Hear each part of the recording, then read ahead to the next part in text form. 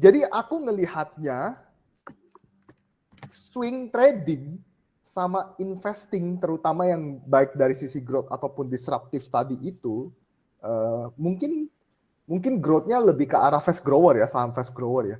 Itu agak mirip kok, ya kan? Gaya buying-nya ataupun gaya taking profit-nya ataupun gaya istilahnya apa? Gaya memilih emitennya itu agak mirip. Contoh kayak tahun lalu, aku nggak tahu sih ya sebenarnya kalau dari sisi investing apakah memang tahun lalu juga udah rame gitu untuk masalah bank digital.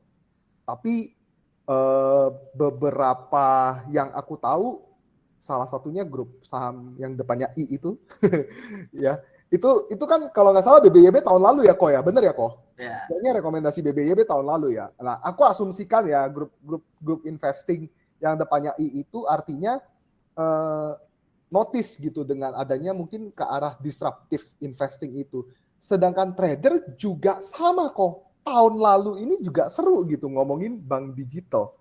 Nah, pertanyaannya adalah kalau begitu metode investingnya atau bahkan mungkin mencari emitennya itu gimana gitu. Kan tadi ada GARP, ada disrupt, ada growth, ada value. Kita harus memilih yang mana dan kita harus mencarinya bagaimana atau Kopol prefer yang mana nih? Jadi kalau misalnya gap investing, value investing, growth investing itu kan strategi investingnya. Jadi ya cara kita menilai saham, bukan cara kita mencari saham, Vin.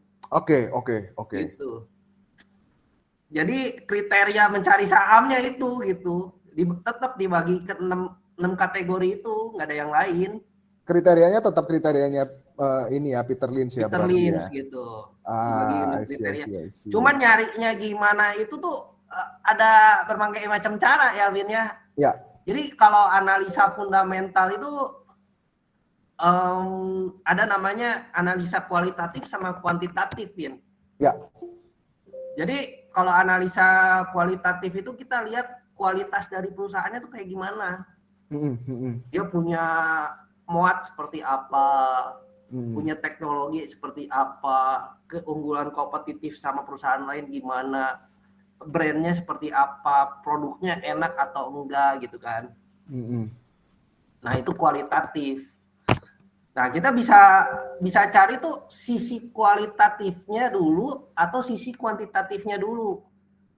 Oke. Nah kayak di grup gua tuh ada si Owen tuh senengnya nyari kuantitatif dulu buat screening sahamnya. Oh, screeningnya kuantitatif dulu ya?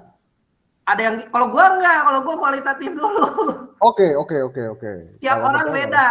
Ya, ada yang ya kalau kuantitatif cenderung lebih gampang nyarinya gini misalnya di screening aja pakai Stockbit, cari yang ROI-nya tinggi misalnya.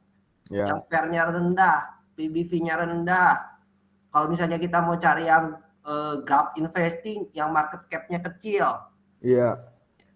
Kayak gitu. Jadi kita bisa screening gampang, nanti dari situ keluar baru kita cari yang kualitasnya bagus, yang kualitatifnya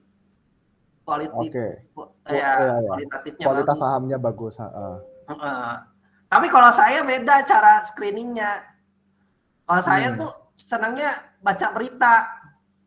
Oke. Ada apa ini, ada apa itu gitu. Misalnya harga minyak naik mempengaruhi apa gitu. Misalnya ada akuisisi dari Tencent Group, perusahaan apa di harga berapa kayak gitu. Sekarang harganya berapa. Gue lebih suka kayak gitu. Terus misalnya ada apa. Nah, makanya itu fundamental itu bisa dipakai trading, bisa, Win. Gitu. Karena momentumnya itu. Tapi kalau misalnya titik tengahnya itu emang antara investor ke scalper tuh tengah-tengahnya ya swing trading. Kalau swing trading pakai fundamental ya, technical iya. Dia 50-50 gitu kan. Iya. Kalau fundamental tuh ya 80%, kalau investor tuh ya 80% fundamental. Sometimes ada investor yang nggak pakai technical, nggak pakai bandarmologi ya bisa juga. Ya dia murah aja udah peduli amat gitu. Kalau Kopol sendiri pakai technical sama bandarmologi nggak, Niko?